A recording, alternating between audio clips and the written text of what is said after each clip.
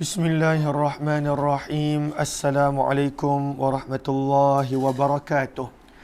Bismillah, alhamdulillah, wassalatu wassalamu ala habibillah Sayyidina Muhammad ibn Abdillah wa ala alihi wa sahbihi wa mawala.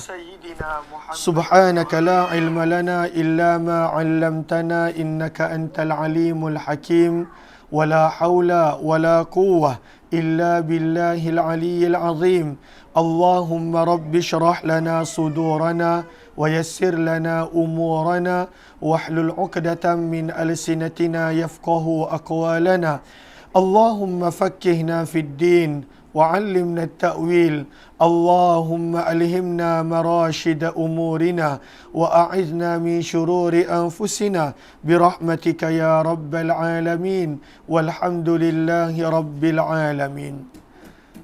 Alhamdulillah, alhamdulillah. Apa khabar sahabat-sahabat semua? Sabahun nur, sabahul khair. Selamat pagi.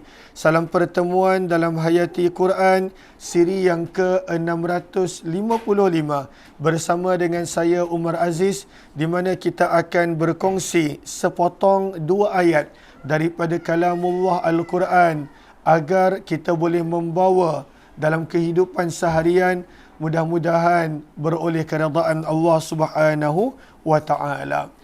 Dan pada pagi ini kita telah tiba pada ayat yang ke-60, ayat yang ke-47. Minta maaf. Ayat yang ke-47 daripada surah yang ke-8, suratul Anfal, pada muka surat 183. Lalu mohon sahabat-sahabat bantu catat di ruangan komen, memudahkan untuk yang join kemudian.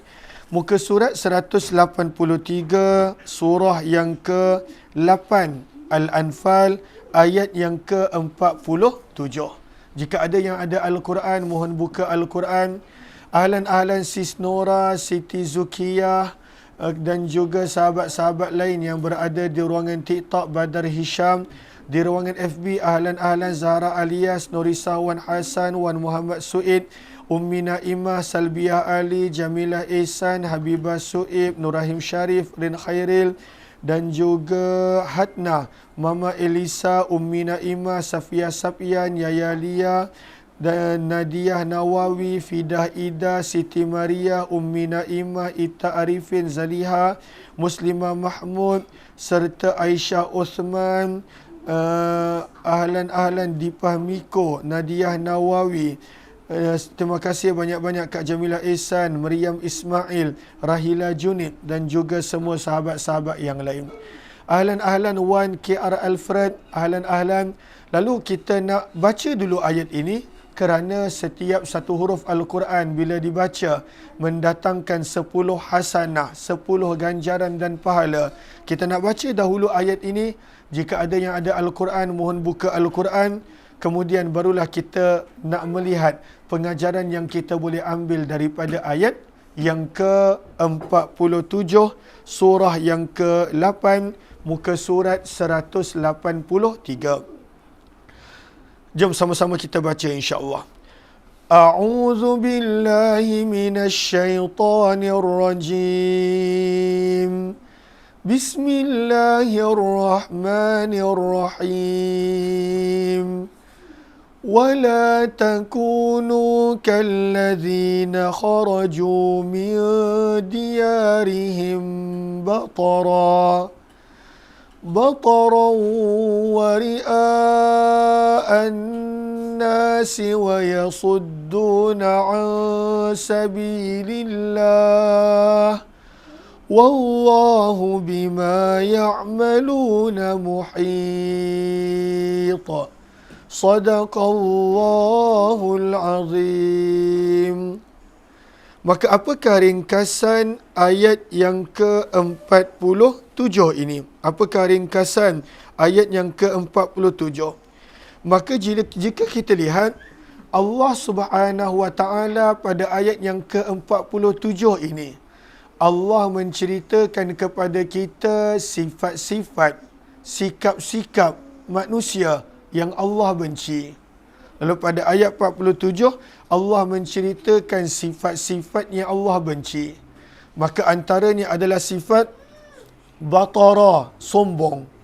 Yang kedua, wari'a'an nas, menunjuk-nunjuk kepada manusia.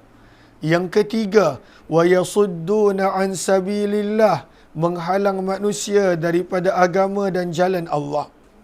Maka ringkasan ayat yang ke-47, Allah menerangkan kepada kita sifat-sifat, sikap-sikap yang Allah Subhanahu wa taala benci, yang Allah murkai.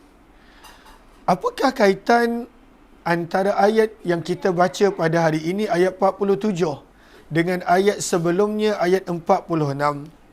Maka kata para ulama dalam tafsir Al-Wasit, selepas Allah Subhanahu wa taala menerangkan kepada kita sifat-sifat yang Allah suka, sifat-sifat yang kalau seseorang itu ada, dia beroleh kejayaan, la'allakum tuflihun, yang kita dah baca. Sifat-sifat yang kalau seseorang itu ada, Allah bersama dengannya, innallaha ma'as sabirin.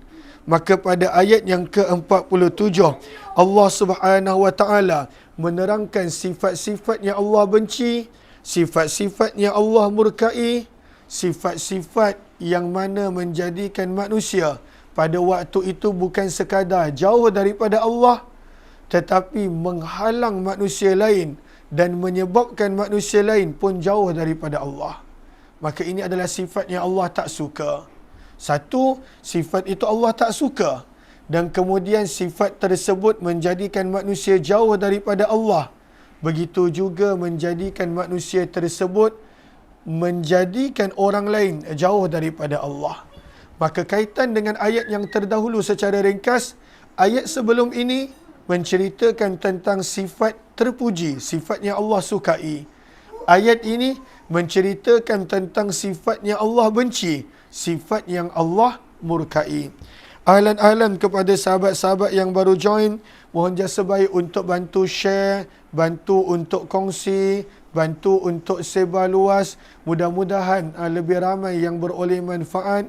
Kalau ada yang baru join, kita sedang melihat ayat yang ke-47 daripada surah yang ke-8 Al-Anfal.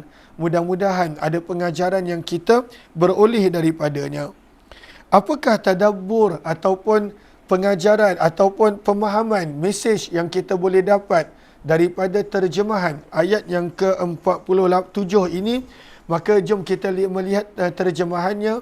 Firman Allah, wala, dan janganlah, takunu, kamu menjadi, wala takunu, dan janganlah kamu menjadi, ka, seperti, allazina, orang-orang yang, kharaju, mereka telah keluar, kharaju, mereka telah keluar, kharaju. Sebab itu kalau kita pergi negara Arab, khuruj maksudnya adalah keluar, ataupun makhraj maksudnya laluan keluar. Kharaju, mereka keluar daripada mana? Min, daripada, min, daripada, diari, negeri, rumah-rumah. Diyar memberi makna rumah-rumah mereka, him, mereka. Bagaimanakah keadaan mereka telah keluar daripada negeri mereka? Yang dimaksudkan dengan mereka di sini, orang Quraisy Mekah. Bila mereka keluar daripada Mekah menuju ke Badar, maka bagaimanakah sikap mereka bila keluar daripada Mekah, bila keluar daripada rumah-rumah mereka menuju ke Badar? Firman Allah, batara, mereka keluar pada waktu itu dalam keadaan angkuh dan sombong. Batara, dalam keadaan angkuh dan sombong. Yang kedua, wari'a'a, menunjuk-nunjuk, annas, kepada manusia. Mereka keluar dalam keadaan, dalam sikap nak menunjuk-nunjuk kepada manusia. Apa yang mereka nak tunjukkan? Mereka nak tunjukkan bahawa mereka adalah bangsa Arab yang paling kuat. Mereka nak menunjukkan jangan ada sesiapa yang berani mempertikaikan orang Quraisy. Kalaulah tidak, nasib mereka bakal menjadi seperti Muhammad dan para sahabat Muhammad sallallahu alaihi wasallam. Lalu mereka nak menunjukkan kepada manusia. Sifat mereka yang ketiga, wa yasuddun, dan mereka iaitu orang-orang Quraisy Mekah menghalang annas manusia, wa yasuddun, dan mereka menghalang an daripada sabilillah, jalan Allah Subhanahu wa taala. Bukan sekadar mereka tak beriman, mereka tak benarkan orang lain untuk beriman. Bukan sekadar mereka menolak ajaran Nabi SAW walaupun benar, mereka paksa orang lain untuk menolak ajaran Nabi SAW. Maka firman Allah Subhanahu wa taala, wallahu, dan Allah, bi, dengan, ma, apa-apa yang ya'malun, mereka lakukan, muhit, pengetahuan Allah meliputi segalanya. Muhit, meliputi. Ahata, yuhitu, ihata, maksudnya meliputi. Maka Allah mengingatkan, dan pengetahuan Allah meliputi apa-apa yang mereka lakukan. Ini terjemahan. Maka daripada terjemahan ini ada dua mesej jelas yang kita boleh dapat. Yang pertama, Allah mengingatkan agar tidak memiliki sifat-sifat yang ada pada orang-orang Mekah, iaitu sombong, menunjuk-nunjuk kepada manusia dan menghalang manusia daripada jalan Allah. Ini mesej pertama. Allah tak nak orang beriman untuk ada ketiga-tiga sifat yang tercela ini. Dan ini kita boleh faham walaupun sekadar melihat kepada terjemahan. Sebab itu Allah sebut, dan jangan kamu menjadi seperti orang-orang yang berikut. Apa sifat mereka? Batara, sombong, ria'an nas, menunjuk-nunjuk, wa yasudduna an sabilillah, menghalang manusia daripada jalan Allah. Maka itu adalah mesej yang pertama. Apakah mesej yang kedua yang ada pada ayat ini? Wallahu bima ya'maluna muhit. Allah ingatkan bahawa pengetahuan Allah meliputi segalanya. Apa yang ada dalam hati, Allah tahu. Apa yang cuba disembunyikan oleh perbuatan pun Allah tahu. Tidak ada apa-apa yang terlepas daripada pengetahuan Allah. Maka ini mesej yang jelas yang kita boleh dapat daripada walaupun terjemahan ayat, jangan menjadi seperti orang-orang yang bila keluar daripada negeri mereka sombong, menunjuk-nunjuk, menghalang manusia daripada jalan Allah. Jangan jadi seperti mereka. Mesej pertama. Mesej yang kedua, wallahu bima ya'maluna muhit, pengetahuan Allah meliputi segalanya. Itu adalah mesej yang kita boleh dapat daripada terjemahan ayat yang ke-47 ini. Namun, apakah tazakkur, apakah pengajaran yang kita boleh ambil secara ringkas? Maka bila Allah Subhanahu wa taala berfirman, wala takunu kalladzi, dan jangan kamu menjadi seperti orang-orang yang. Maka apakah pengajaran yang kita boleh dapat? Pengajaran pertama yang kita boleh dapat adalah manusia amat mudah mengikuti, meniru pada waktu itu sifat dan sikap orang lain. Mudah untuk manusia ikut. Wala takunu ka, dan jangan kamu menjadi seperti. Padahal ayat ini secara khususnya dituju kepada para sahabat radhiyallahu anhum, secara umumnya untuk keseluruhan umat Nabi. Tapi Allah Subhanahu wa taala sebut, dan jangan kamu menjadi seperti orang-orang yang, menunjukkan manusia sebenarnya amat mudah meniru, amat mudah pada waktu itu copy paste, amat mudah pada waktu itu mengikuti sifat orang-orang lain yang pada waktu itu dekat dengan dia, hampir dengan dia, dan pada waktu itu contohnya adalah seperti sahabat. Dan kita pun baru belajar semalam dalam program Mahsyar yang kita baca setiap hari jam 6 petang, bagaimana peranan sahabat yang begitu cepat meninggalkan impak dan kesan terhadap diri manusia. Nabi berikan perumpamaan sahabat yang baik seperti penjual minyak wangi. Kalaulah kita tak dapat beli, kita tetap akan berbau wangi. Sahabat yang jahat, yang teruk, seperti tukang besi. Walaupun pada waktu itu mungkin baju tidak terbakar, terkena api, badan kita tetap akan berbau kayu api dan kesan daripada api. Maka manusia cepat meniru, mengambil gaya, mengambil sikap orang yang hampir, orang yang dekat, orang yang dia suka, orang yang pada waktu itu mudah untuk dia ikut. Maka sebab itu Allah ingatkan, wala takunu, dan janganlah kamu menjadi seperti orang-orang yang Allah tak suka. Jangan jadi seperti mereka. Sebab kalaulah kamu ambil sifat orang yang Allah tak suka, maka kamu pun menjadi golongan orang-orang yang Allah murka. Al-a'yadzubillah. Ahlan-ahlan kepada sahabat-sahabat yang baru join, mohon jasa baik untuk bantu share, bantu untuk kongsi, bantu untuk sebar luas. Mudah-mudahan lebih ramai yang beroleh manfaat. Kemudian firman Allah Subhanahu wa taala, pengajaran yang kedua. Bila kita lihat ada tiga sifat. Dua sifat yang pertama datang dalam bentuk isim, datang dalam bentuk kata nama.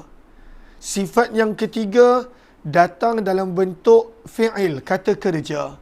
Sifat yang pertama batara, kata nama, isim. Sifat yang kedua ria'a, isim, kata nama. Namun sifat yang ketiga wa yasuddun datang dalam bentuk fi'il, kata kerja. Maka dalam tafsir Al-Wasit disebutkan poin ini, maka dalam tafsir Al-Wasit menunjukkan di sini bahawa sebenarnya sifat dua yang pertama, batara dan juga wari'a, adalah sifat yang dah lama ada pada diri orang-orang Mekah. Kata kerja, isim, menunjukkan sifat tersebut sebati dengan mereka. Sifat tersebut dah lama dengan mereka. Sementara wayasuddun, kata kerja, fi'il, menunjukkan perbuatan ini baru mereka lakukan. Mereka baru buat mungkin selepas Nabi menjadi Rasul. Tapi dua sifat yang pertama, sombong, menunjuk-nunjuk, dah ada lama dengan mereka sebelum Nabi SAW menjadi Rasul lagi. Maka daripada ayat ini Allah nak menerangkan bahawa orang Mekah, mereka memang ada sifat yang tercela sekian lama, iaitu mereka sombong dan mereka suka melakukan sesuatu menunjuk-nunjuk kepada manusia. Dalam kamus, apakah yang diterangkan sebagai batara? Sebentar. Allahumma salli ala sayyidina Muhammad. Apakah maksud batara? Maka batara, kata Ar-Raghib, adalah sikap yang datang pada manusia disebabkan cara yang buruk dia menggunakan nikmat Allah. Itu adalah batara. Allah bagi nikmat, sepatutnya syukur. Tapi Allah bagi nikmat menjadikan dia sombong. Maka sebab itu kata Ar-Raghib, apakah batara? Iaitu kelakuan dan sikap yang datang kepada manusia apabila dia menggunakan secara salah, su'ul ihtimal, menggunakan secara salah sesuatu nikmat.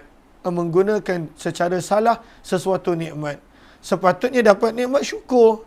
Sepatutnya dapat nikmat lagi hamba. Sepatutnya dapat nikmat lagi menghargai pemberian Allah. Tapi tidak dapat nikmat pada waktu itu dia gunakan pada perkara yang tak sepatutnya, sombong, menindas orang, dan pada waktu itu melakukan perkara yang Allah tidak suka. Itu maksud batara. Apakah maksud ria'a? Maka daripada sudut bahasa, ria'a adalah al-qawlu, ucapan, awil fi'lu, ataupun perbuatan, allazi, yang tidak bersama dengannya ikhlas. Itu adalah riya ataupun kita panggil riya. Wa innama, dan sesungguhnya perkataan dan perbuatan itu dilakukan at-tadhahur, adalah sekadar nak menunjukkan sesuatu. Wa hubbus sana, dan mengharapkan pujian. Maka ini adalah dua sifat yang Allah tak suka, yang Allah highlightkan secara spesifik, menunjukkan sifat ini memang sebati dengan orang Quraisy Mekah. Lalu sebab itu dibawakan dalam bentuk kata nama, berbanding dengan yasuddun yang dibawakan dalam bentuk kata kerja. Sifat yang ketiga dibawakan dalam bentuk kata kerja. Maka nak menunjukkan sombong dan riak adalah sifat yang dah sekian lama sebati dengan orang-orang Quraisy Mekah. Pengajaran yang ketiga, bila Allah bezakan begitu, batara, riak dalam bentuk kata nama, menunjukkan sifat ini dah sebati dengan mereka. Kemudian dalam bentuk susunan dan perbezaan, wayasuddun dibawakan dalam bentuk kata kerja dan dibawakan kemudian. Maka bila kita menghayati pengajaran yang ketiga yang kita dapat, bahawa manusia apabila adanya sombong, apabila mengejar riak, mengejar pujian manusia, manusia sanggup menghalang orang lain daripada jalan kebenaran. Orang yang sombong memang dia akan tolak kebenaran. Itu kita dah baca di dalam surah Al-A'raf. Orang yang sombong berkali-kali kita dah baca. Saya sekadar bagi nombor ayat, nanti sahabat-sahabat boleh tengok kemudian.